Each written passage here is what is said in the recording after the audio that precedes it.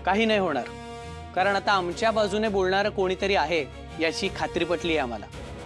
काहीही झालं तरी अन्विशाला तू माझ्यापासून तोडू शकणार नाहीस. तुमची एवढी हिम्मत? बास पुरे.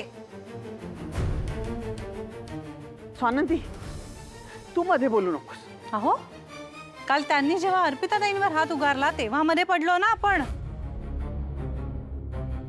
मग आज का नाही? हिंसा कुठलीही आणि कुणीही केलेली ती वाईटच. अच्छा, तू आहेस का यांच्या मागे? तू यांना सपोर्ट करतेस म्हणून हे एवढे शेफारलेत.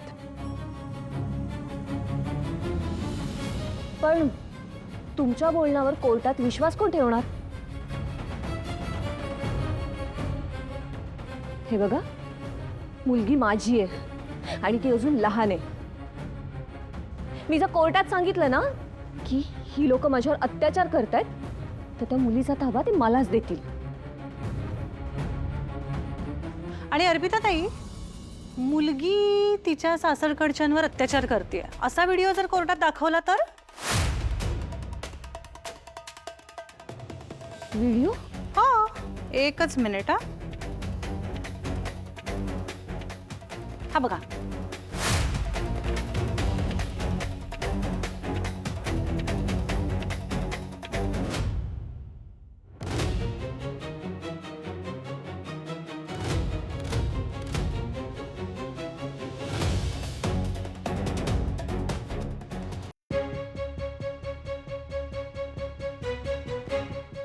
हे बघा. म्हणजे अर्पिताताई काय वागतात हे आपल्या सगळ्यांना माहितीच होतं. घरातल्यांवर आरडाओरडा करणं, चिडचिड करणं, भांडणं करणं, आणि हेच सगळं दादा ह्याच्यापेक्षा खूप जास्त प्रमाणात त्यांच्या सासूबाईंवर हात उगारण्यापासूनही सगळ्या गोष्टी त्यांनी केल्यात त्या घरात. पण ही माऊली ना स्वतःच्या मुलाकडे आणि नातीकडे बघून गप्प होती, कधीही काहीही बोलली नाही. पण खाल्ल्या मिठाला जागतात ना लोक, त्यामुळे त्यांच्या घरच्या स्टाफनी हे सगळं लपून शूट केलंय.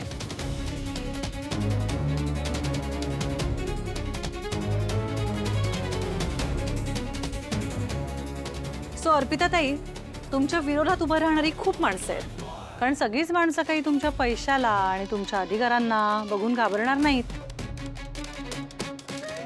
काही माणसं इमानदार आणि खाल्ल्या मिठाला जागणारी सुद्धा असतात. हा व्हिडिओ आहे ना, त्यातल्याच एकाने केलाय. तुम्ही आशिष भाऊजींना दिलेली धमकी, त्यांच्या आईचा पिरगळलेला हात, हे सगळं दिसतंय या व्हिडिओमध्ये. पाहिलंत ना राजवाडे? हे आहे खरं रूप तुमच्या या लाडक्या बहिणीचं.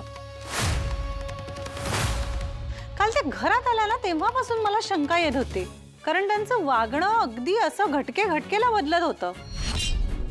सगळंच्या सगळं आधी ठरल्यासारखं, मुद्दाम केल्यासारखं वाटत.